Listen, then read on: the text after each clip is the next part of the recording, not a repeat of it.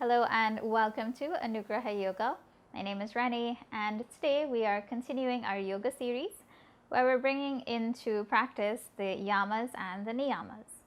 If you have not yet seen the introduction video as well as the videos for the first two yamas of ahimsa and satya, and these are both practice and discussion videos, please go check them out.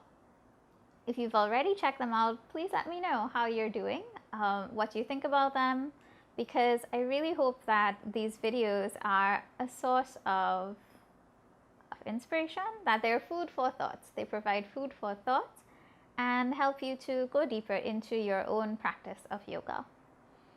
One of the things that I really love about our yoga practice is how, as we begin to work on our practice, different areas are affected. So, when we're on our mat doing our physical practice, we not only strengthen and benefit our physical body, but our mental state, our emotional state improves as well.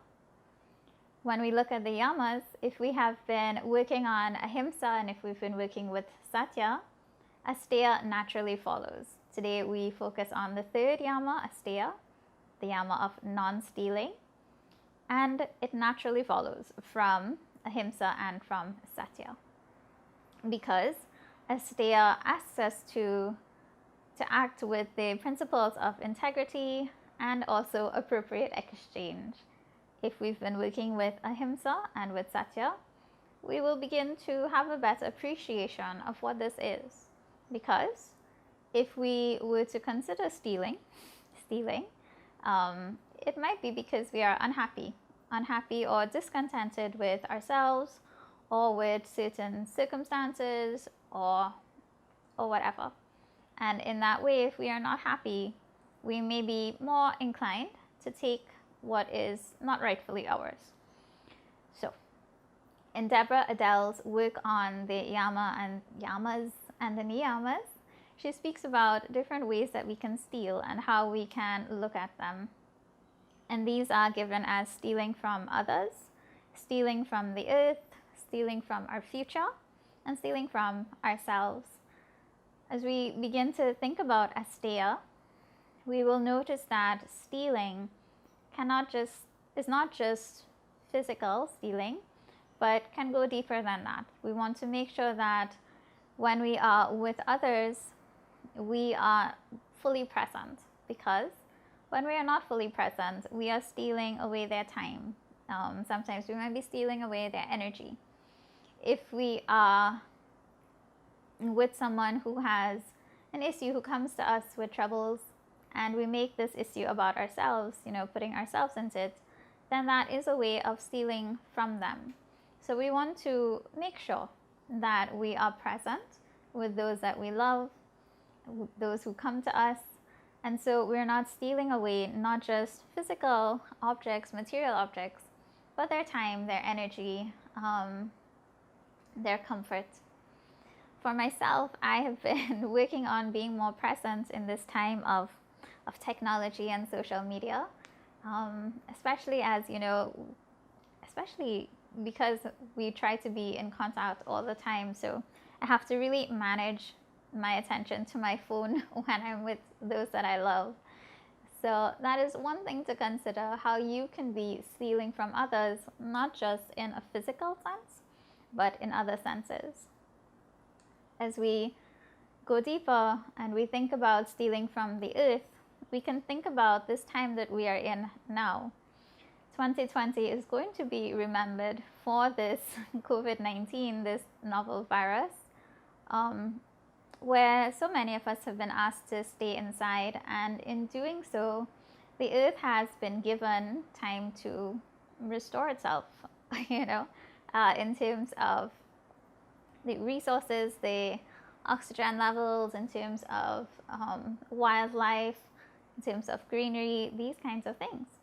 And we really have to consider, how we have been taking from the earth. What has our policies, our policies, how have they affected the earth? Because, when we are born, we become part of this cycle of life. And if we think about the trees outside, we know that when we breathe, whatever we breathe out, the trees breathe in. And when the trees breathe out, we breathe in their oxygen.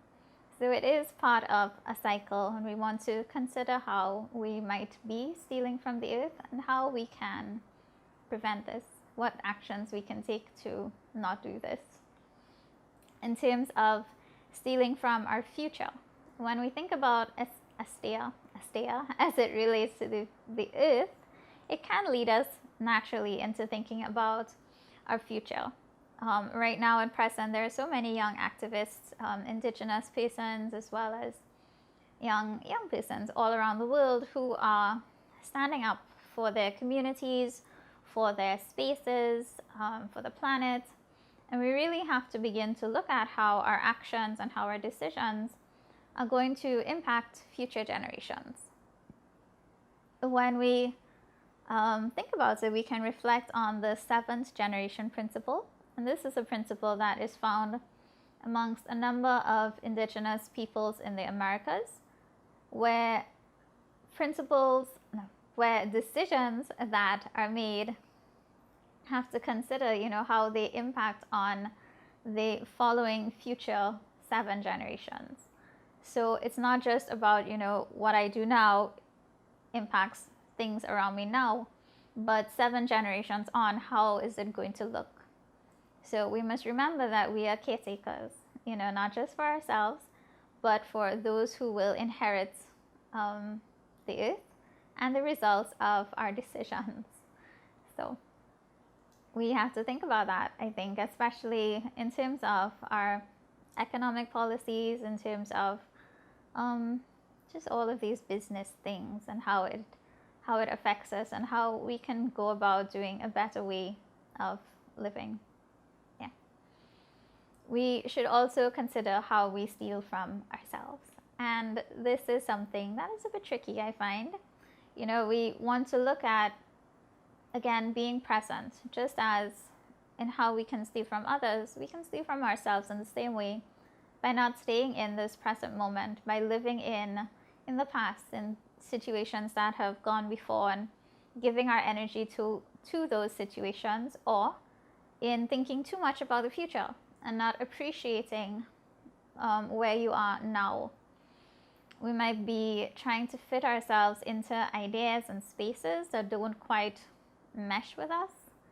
And so by doing things like not taking the time to rest, not taking the time to pause, not taking time to take care of yourself, this is all stealing from you.